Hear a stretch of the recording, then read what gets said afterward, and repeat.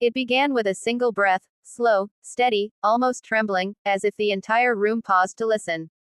Masataka Yoshida stood in front of his hometown crowd in Fukui, and before he even spoke, everyone felt something powerful was coming. A truth. A confession. A fire. Nobody expected this moment. Not here. Not like this. The lights were soft. The air thick with memory. And Yoshida, usually calm, composed, unshakably grounded, looked as if he carried the weight of two worlds on his shoulders. He wasn't just Masataka Yoshida, the MLB star. He was a son returning home. A warrior preparing for another battle. A man standing between past dreams and future promises. When he finally opened his mouth, his voice wasn't loud. It didn't need to be. Because what he shared wasn't just an update. It was a heartbeat. He spoke of the World Baseball Classic, not as a tournament, but as a calling. A responsibility. A moment that had carved itself into his soul. The cheers, the pressure, the unity of representing his country, it never left him. Not for a day. Not for a minute. And now, with a new season behind him and a brutal playoff run still echoing in his bones, Yoshida revealed the truth he had kept close. He wanted to return. Not as a star. Not as a veteran. But as a man hungry to write a chapter even more powerful than the last. The crowd leaned forward, almost unconsciously, drawn in by the sincerity in his eyes. You could see it, the fire, the conviction, the lingering sting of unfinished business.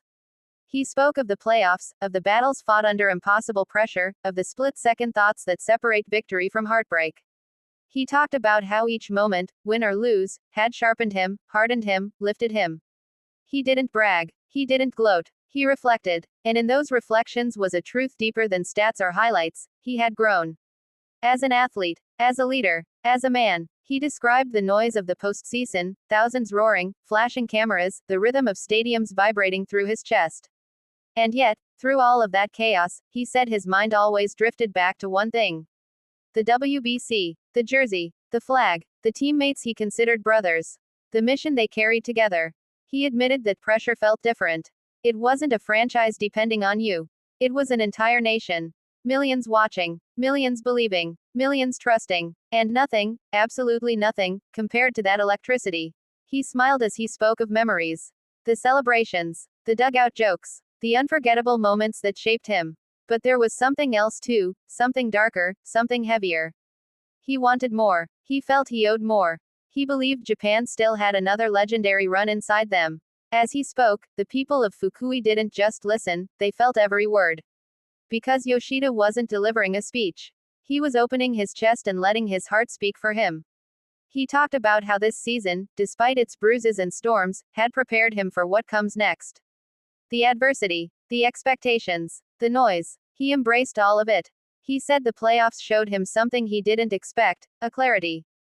A deeper understanding of who he was under pressure. A realization that fear and greatness are separated by a single choice. Fight or fold. Rise or retreat. Believe or break. And Yoshida chose to rise.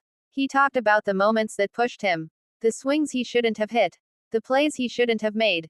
And the moments where he looked around the dugout, saw the faces of his teammates, and realized he was exactly where he needed to be. The room in Fukui was silent, silent in the way only awe can silence a crowd. Yoshida then revealed something even more intimate. His motivation wasn't just pride.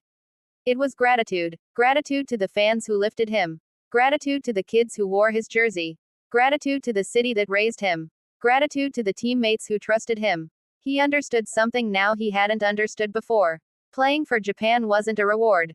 It was an honor. And he vowed, right there, in the place where his journey began, that if he returned to the WBC stage, he would give everything.